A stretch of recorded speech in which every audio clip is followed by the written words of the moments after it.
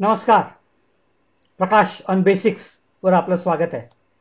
मी प्रकाश जोग आणि आपण radio activity किंवा किरणोत्सर्जन याच्याबद्दल बोलत होतो.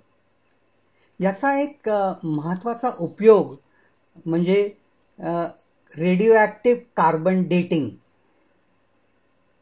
कुठल्याही सजीव अवशेषाचा काल जिवंत असण्याचा काय होता हे ठरवण्यासाठी वापरण्यात येणारी ही पद्धत आहे.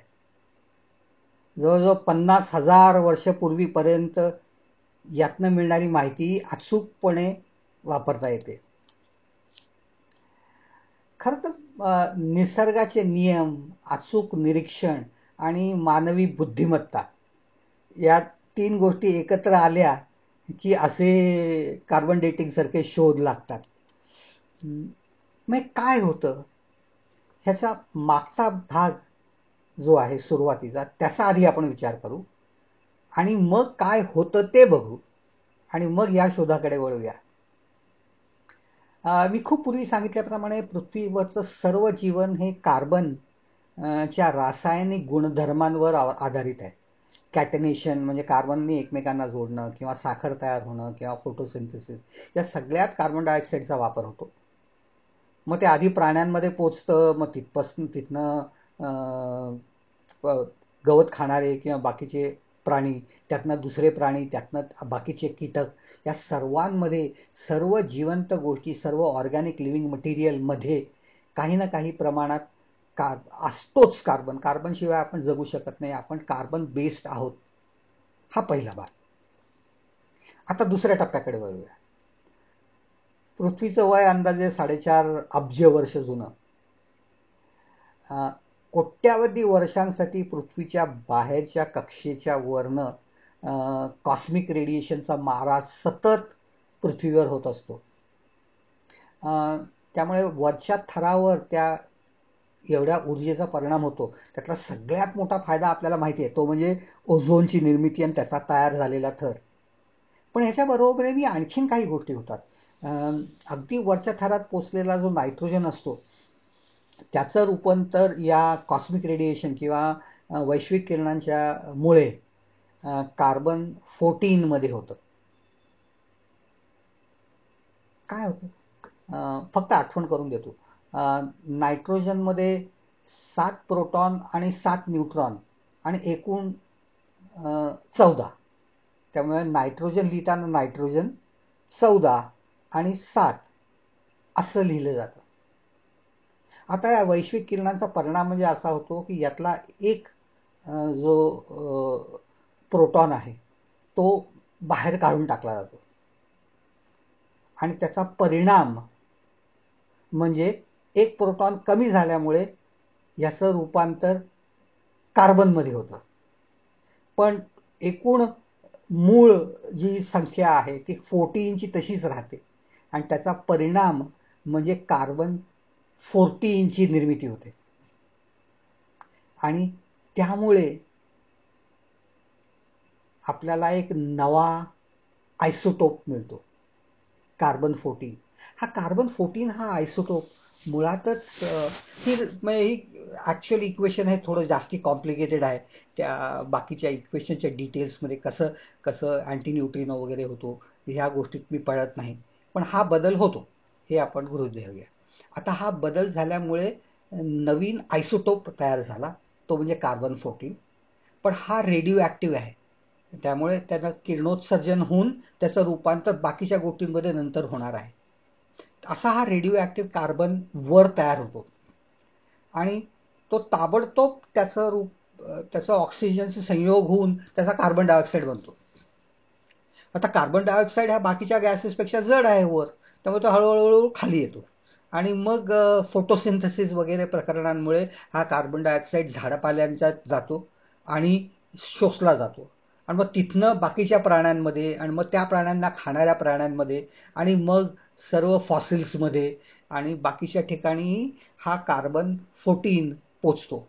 याचं कारण असं की कार्बन 14चा हाफ लाईफ हे 5,732 वर्ष इतकं आहे. 30 वर्ष धरायला हरकत नाही.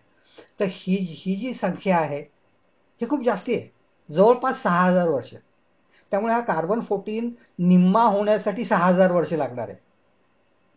त्यामुळे हा कार्बन 14 हा शरीरात आपल्याकडे, माझ्यात, तुमच्यात, मुझमे राम तुझमे राम तसंच आहे. सगळ्यांमध्ये हा कार्बन 14 आहे. सर्व सजीव प्राण्यांच्यात जिवंत असेपर्यंत कार्बन 14 आत घेणं आणि कार्बन डायऑक्साईडच्या स्वरूपात काही प्रमाणात थोडासा बाहेर टाकणं हे होतच असतं. त्यामुळे आपल्या शरीरातलं कार्बन 14चं प्रमाण आणि विश्वातलं, रादर पृथ्वीवरच्या सर्व बायोस्फिअर मधलं कार्बन 14चं प्रमाण हे जवळपास सारखंच असतं. किती असतं तर साधा कार्बन हा 99% आणि कार्बन 14 हा 1% इतका असतं. आता पुढची पायरी, एखादा प्राणी मेला की त्याचं अन्न ग्रहण बंद पडतं आणि अन्न ग्रहण बंद पडल्यामुळे आत जाणारा कार्बन 14 बंद पडतो. आता शरीराला साधा कार्बन कुठला आणि कार्बन 14 कुठला यातला फरक समजत नाही, कारण न्यूक्लिअर प्रॉपर्टी ही केमिकल प्रॉपर्टीच्या खूप आतली आहे. त्यामुळे आपल्या शरीराला ही केमिस्ट्रीच्या दृष्टीने कार्बन आहे ना आत घ्या अशा पद्धतीने तो आत आलेला आहे. खाणं संपलं, जिवंत असणं संपलं की कार्बन 14 बाहेर टाकणं थांबतं, कार्बन 14 आत घेणं ही थांबतं आणि ते मृत शरीर किंवा ते लाकूड किंवा ते हाड हे तसंच राहतं आणि हळूहळू कालांतराने यातल्या कार्बन 14चं विघटन चालूच असतं. त्यात समजा 1 बिलियन ॲटम्स असतील, 8 बिलियन ॲटम्स असतील तर हाफ लाईफ 6000 आत्ता मी म्हटलं जवळपास, तर 6000 वर्षात ते निम्म होणार आहे, म्हणजे 8चे 4 होणार आहेत. आणखीन 6000 वर्षात 4चे 2 होणार आहेत. आणखीन 6000 वर्षात 2चा 1 होणार आहे. मग अशा पद्धतीने हळूहळू हळूहळू हळूहळू कार्बन 14चं प्रमाण कमी होत जातं.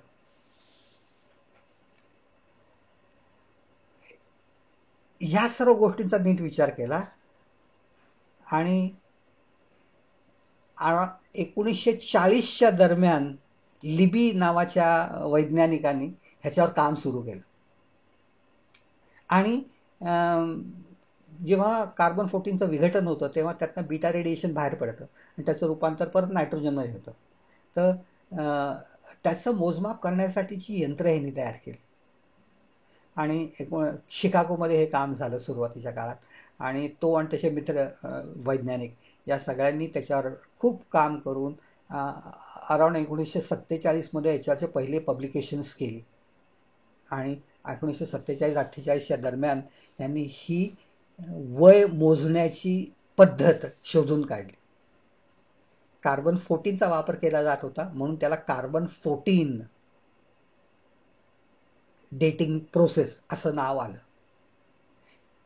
खूप महत्वाची गोष्ट होती कारण एक अशी अतिशय उत्तम पद्धत जुन्या गोष्टींचं वय शोधून काढण्याची निर्माण झाली होती. त्यामुळे 1960 साली लिबीला नोबेल प्राइज केमिस्ट्रीमधलं दिलं गेलं आणि आज ही पद्धत जगप्रसिद्ध आहे, जगत मान्य आहे. अगदी सुरुवातीच्या काळात त्यांनी जे प्रयोग केले ते खूप इंटरेस्टिंग आहेत. सगळ्यात पहिला प्रयोग त्यांनी सुरुवातीचा प्रयोग केला तो म्हणजे इजिप्तमधल्या जुन्या राजांच्या ममीज वर त्यांनी काम केलं आणि 2 ममीजवर काम केल्यानंतर त्याची वय काढली तर ती 2800 BC अशी होती आणि ही त्या काळात अतिशय म्हणजे उत्तम पद्धत होती की ज्यांनी वय एखाद्या जुन्या मृत गोष्टीचं वय काय असेल जिवंत असताना किती वर्षापूर्वीचं असेल हे ठरवा येऊ लागलं. मग तो लाकडाचा तुकडा असो, हाडाचा तुकडा असो किंवा जीवाश्म असो किंवा बाकीच्या तुकडे कुठले सापडलेले असतील ते, तर त्याच्यावरनं हे वय ठरवण्यात आलं आणि मग ही पद्धत त्या काळात त्यांनी सांगितलं सुरुवातीच्या काळात तेव्हा 2800 प्लस मायनस 250 इयर्स असा त्याचा अंदाज होता. पण आता टेक्नॉलॉजी खूप सुधारली आहे त्यामुळे प्लस मायनस 30 वर्ष इतक्या ॲक्युरेट पद्धतीने आपल्याला त्याचं वय सांगता येतं की केव्हा ही गोष्ट सजीव होती. अशा अनेक गोष्टींसाठी याचा वापर करण्यात आला. दुसरा एक महत्वाचा भाग म्हणजे पृथ्वीवर अनेक ठिकाणी अनेक युग बदलतात किंवा बदल होत असतो. हिमयुग जेव्हा संपलं तेव्हाचा बर्फ आणि आत्ताचा त्या विविध भागातनं काही ठिकाणी बर्फ अजूनही असतो. सुद्धा खूप खोल गेल्यानंतर हा बर्फाचं टेस्टिंग जेव्हा करण्यात आलं तेव्हा इथलं हिमयुग कधी संपलं असेल ह्याचा अंदाज बांधता आला. ब्रॉन्झ युग म्हणजे कांस्य युग हे कधी संपलं त्याचं डेट ठरवता आली. निओलिथिक एज त्याचं डिटर्मिनेशन करता आलं. अशा पद्धतीने कार्बन 14 डेटिंगच्या माध्यमाने ही सर्व ज्या गोष्टींबद्दल फक्त अंदाज होते त्यांना एक प्रकारची अचूकता आली. काही आणखीन अगदी पूर्ण वेगळ्या गोष्टी झाल्या. 2 इंटरेस्टिंग गोष्टी आहेत. त्यातले एक म्हणजे तुमच्यापैकी अनेक लोकांनी कधीतरी वाचताना डेड सी स्क्रोल्स बद्दल वाचलं असेल, क्युरिओसिटी म्हणून. डेड सी म्हणजे मृत समुद्र ज्याला म्हटलं जातं तो म्हणजे इस्रायलच्या शेजारचा. तर तिथे काही गुहांमध्ये काही भुर्जपत्र म्हणण्यापेक्षा कागदपत्र सापडली. कागद जो वापरला होता त्या कागदाचं टेस्टिंग करण्यात आलं, कारण तो फायनली बांबूपासून बनलेला असतो आणि त्याच्यात काही सिल्कचे धागे वगैरे होते वगैरे. तर त्याच्यावरून त्याचं वय ठरवण्यात आलं आणि हे वय हे पहिली शताब्दी, फर्स्ट सेंचुरी एडी किंवा त्याच्या आधीचा 100 वर्ष या काळातलं आहे हे ठरवण्यात आलं आणि किंवा थोड्या पुढच्या पिरियडमध्ये. आणि ख्रिश्चन लिखित वस्तूंमधलं हे सगळ्यात जुनं मटेरियल आहे. त्यामुळे त्याचं वय हे ख्रिश्चन धर्माच्या दृष्टीने अतिशय महत्त्वाचं ठरलं. त्याला सोडून आणखीन एक गमतीदार गोष्ट होती. एक कापडाचा तुकडा होता. त्याच्यावर असा आभास होता चेहऱ्याचा वगैरे आणि हे कापड येशू ख्रिस्ताच्या मृत्यूच्या वेळेस तिथे होतं अशी एक अतिशय दृढ भावना ख्रिश्चन धर्मीयांच्यात आहे. आणि या कापडात 6 वेगवेगळ्या तज्ज्ञ युनिव्हर्सिटीजमधनं ह्याचं सॅम्पल टेस्ट करण्यात आलं आणि ते कापड 13व्या शतकातलं आहे हे कार्बन डेटिंगमुळे सिद्ध करण्यात आलं. त्यामुळे याच्या ऑथेंटिसिटीवर त्या काळात पडदा पडला. अर्थात अजूनही त्याच्यावर चर्चा चालू आहे. पण कशा पद्धतीने किती फरक पडू शकतो ही आपली कल्पना की ते जिजसच्या वेळेसचं होतं आणि आता ते सिद्ध होत आहे की ते 13व्या शतकातलं कापड आहे वगैरे असे. त्यामुळे अशा पेंटिंग्स किंवा बाकीच्या गोष्टींमधलंही त्यांचा काल मोजणं हे सहज शक्य आहे. पण मी बोलता बोलता असं म्हटलं की हे 50,000 वर्षापर्यंतच आहे. याचं कारण सरळ आहे. 6,000 वर्ष धरू. 6,000 वर्ष हाफ लाईफ आहे असं धरू आपण. 6,000 वर्षात निम्म, 12,000 वर्षात 1/4, 18,000 वर्षात 1/8 असं करत गेलं तर 10 टप्पे येईपर्यंत त्याची संख्या ही 1/2048 इतकी येते. मुळात कार्बन 14चं प्रमाण हे 1% आहे. त्याचा 1000वा भाग काढून घ्यायचा आणि त्याच्या खाली जेव्हा ते ॲटमची संख्या खूप कमी होते तेव्हा त्याच्यावर स्टॅटिस्टिकल मेथड वापरता येत नाही. त्यामुळे याच्यात चुका व्हायला लागतात. त्यामुळे 50-60 हजार वर्षापूर्वीच्या ज्या गोष्टी आहेत, सजीवांचे अवशेष आहेत, त्यांचं कालमापन किंवा त्या जिवंत असण्याचा काळ ठरवणं हे या पद्धतीने करण्यात चुका व्हायला लागल्या. हे एक कारण झालं.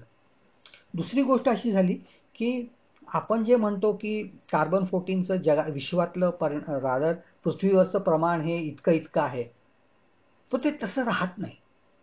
काही विविध कारणांनी हे प्रमाण वेगवेगळ्या काळात बदलत जातं थोडं थोडं. 1947 नंतर अनेक देशांनी न्यूक्लिअर एक्सप्लोजन्स केले, दोन्हीकडनं, US मधनं काय किंवा रशियाकडनं काय. आणि या सर्वाचा परिणाम म्हणजे खूप जास्त प्रमाणात हाय एनर्जी पार्टिकल्स निर्माण झाले आणि कार्बन 14चं प्रमाण एकदम बदललं. असं म्हटलं जातं की अराउंड 1965 हे प्रमाण मूळ प्रमाणाच्या जवळपास दुप्पट झालं होतं. त्याच्यानंतर अर्थात या न्यूक्लिअर ट्रीटीजमुळे हे एक्सप्लोजन्स थांबली आणि ते प्रमाण हळूहळू आतापर्यंत हळूहळू परत येत आहे नॉर्मल लेवलला. तसंच मध्येही आधी कधीतरी स्फोटांमुळे आणि बाकीच्या गोष्टींमुळे हे प्रमाण बदलत असतं आणि त्याची मोजण्याची टेक्निक्स आहेत, त्याच्याबद्दल आज मी बोलत नाही. तर ते हे बदल झाल्यामुळे आपण ज्या सॅम्पलचा विचार करतोय त्या सॅम्पलच्या काळात मध्ये जर असे बदल झाले असतील तर आपली उत्तरं चुकणं सहज शक्य आहे. म्हणून एक कॅलिब्रेशन कर्व तयार करण्यात येते आणि त्याचा वापर करून मग वय काढण्यात येतं, पण तेही पूर्ण ॲक्युरेट नसल्यामुळे ±30 इयर्स आणि अशा पद्धतीचं होऊ शकतं. दुसरं असं की एखाद्या खूप खोलवरच्या समुद्रातल्या माशाने एक खूप जुना मासा खाल्ला किंवा त्याचे काही अवशेष असतील त्यातला काही भाग खाल्ला, तर त्यातलं कार्बनचं 14चं प्रमाण आणि त्या माशाच्या शरीरातलं कार्बन 14चं प्रमाण याच्यात खूप फरक असणार आहे. त्यामुळे हे उत्तर आलेलं खूप चुकण्याची शक्यता आहे. किंवा जिथे एखादा हाड सापडला असेल किंवा लाकडाचा तुकडा सापडला असेल तिथे दुसरं काही रेडिओ ऍक्टिव्ह मटेरियल असेल तर त्याचा परिणाम होऊनही संख्या बदलण्याची शक्यता आहे. त्यामुळे अशा सर्व कारणांमुळे ॲक्युरेसी लेव्हलवर ह्याचा परिणाम होतो. पण तरीही आज मितीला 30 वर्ष ± इथपर्यंत ॲक्युरेसी लेव्हल या पद्धतीची आलेली आहे. ह्याच्यासाठी अनेक कॅल्क्युलेशन्स करता येतात.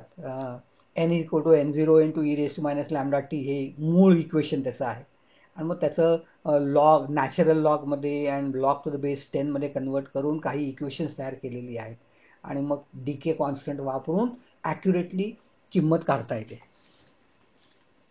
कठीण आहे. ह्याच्यापेक्षा आपण साधं वापरू. हे काय होतं हे आपल्याला लक्षात घ्यायचं आहे. त्यामुळे आपण एक साधी पद्धत वापरू. मी मुळात सांगितलं की स्टॅटिस्टिकल मेथड आहे, त्यामुळे मूळ संख्या ही अब्ज आणि त्याच्याहून जास्ती ॲटम्स असतील तरच ही वापरता येते, याची कल्पना मी तुम्हाला दिलेली आहे. पण आपण असं गृहीत धरू की मी 1000 म्हटलं की ते 1000 अब्ज आहे. तर आपण असं धरू की एखाद्या सॅम्पलमध्ये 10,000 अब्ज कार्बन 12चे ॲटम्स आहेत आणि 16 अब्ज हे कार्बन 14चे ॲटम्स आहेत आणि हा प्राणी मेला. तर जेव्हा तो मेला तेव्हा हे प्रमाण होतं. मग काय झालं तर 6000 वर्षांनी त्याची संख्या ही 16ची 8वर आली. 12,000 वर्षानंतर ती 8ची परत 4वर आली. आणखीन 6000 वर्ष म्हणजे 18,000 वर्षानंतर ती 4ची 2वर आली. आज मी ते जर उकरून काढलं आणि त्या सॅम्पलमध्ये मला जर प्रमाण हे 10,000 अब्ज असतात आणि कार्बन 14चं प्रमाण 1 अब्ज इतकं आहे, म्हणजे 10,000:1 असं आहे. ह्याचा अर्थ त्याच्या 6000 वर्षापूर्वी ते 2 होतं, आणखीन 6000 वर्षापूर्वी ते 4 होतं, आणखीन 6000 वर्षापूर्वी ते 8 होतं, आणखीन 6000 वर्षापूर्वी ते 16 होतं आणि मूळ रेशो जो जगातला आहे तो 10,000 ते 16 असा आहे. म्हणजे 4 हाफ लाईफ्स पूर्वी हा प्राणी जिवंत होता. म्हणजे 24,000 वर्षापूर्वी हा प्राणी जिवंत होता. हे आपल्याला एकदम साध्या कॅल्क्युलेशनने काढता येतं. अर्थात ह्याच्या मधला काळ असेल किंवा मधली टक्केवारी असेल, म्हणजे 1.2234 असं असेल, तर ती ॲक्युरेट ह्या मगाच्या सूत्र जे मी मगाशी सांगितलं त्याचा वापर करून एक्झॅक्ट एज काढता येतं. ही आहे ती कार्बन डेटिंग ही पद्धत. फक्त सजीव जीवांसाठी वापरता येते. मग खनिज तेल हे सजीवांपासून येतं, त्याच्यात का नाही वापरता येत? असं कारण सरळ आहे. हे खनिज तेल निर्मितीबद्दल जेव्हा मी चर्चा केली तेव्हा मी सांगितलं की हे लाखो वर्ष जुनं आहे. त्यातलं कार्बन 14चं प्रमाण इतकं कमी झालेलं आहे की ते आपल्या सध्याच्या टेक्नॉलॉजीच्या मोजण्याच्या पलीकडे गेलेलं आहे आणि त्याला स्टॅटिस्टिकल नियम लावता येत नाहीत. त्यामुळे त्याचं वय की कधी हे सजीव होते हे ठरवता येत नाही. धातूंमध्ये किंवा बाकी दगडांमध्ये ही मोजमाप करण्याची पद्धत नाही, कारण त्याच्यात कार्बन 14चं प्रमाण असण्याची शक्यता नाही, कारण त्याच्यात काही कार्बन घेण्याची पद्धत नाही. त्यामुळे त्यांच्यासाठी वेगळी टेक्निक्स आहेत. K40 म्हणजे पोटॅशियम 40 हा आयसोटोप असतो ते, किंवा आणखीन काही टेक्निक्स आहेत त्याच्याबद्दल खूप जमलं तर कधीतरी चर्चा करेन. त्या पद्धती वापरल्या जातात जिओलॉजिकल एज काढण्यासाठी वगैरे वगैरे. असं हे कार्बन 14ची टेक्निक सध्याच्या जगात एक अतिशय छान विज्ञानाने निर्मित एक अतिशय ॲक्युरेट पद्धत म्हणून आपल्याला सर्व सुज्ञ लोकांनाही माहिती असली पाहिजे की मुळात काय आहे हे तरी लक्षात आलं पाहिजे. मी जे काय तुम्हाला सांगितलं आहे ते तुम्हाला आवडलं तर त्याचं थोडंसं आणखी जमलं तर वाचा, मित्रपरिचितांना सांगा. कार्बन 14नी काय काय कुठल्या कुठल्या गोष्टींचा शोध लागले आणि काय काय प्रगती झाली हेही बघून घ्या. ह्याच्या व्यतिरिक्तही कार्बन 14 च्या बरोबरीने बाकीच्या रेडिओ ऍक्टिव्ह मटेरियलचे अनेक उपयोग आहेत. त्यातले 2-3 मला आत्ता लगेच लक्षात येतात, म्हणजे न्यूक्लिअर पॉवर प्लांट्स, वीज निर्मिती कशी होते ह्याच्याबद्दल आपण शिकलं पाहिजे. आणि आजकाल न्यूक्लिअर मेडिसिन्स दिली जातात, तर त्याचा उपयोग कसा केला जातो हेही आपण बघितलं पाहिजे. ही सर्व माहिती घेण्यासाठी परत कधीतरी भेटूया, आणखीन 15 दिवसांनी आणि त्याच्यानंतर 15 दिवसांनी. तोपर्यंत नमस्कार.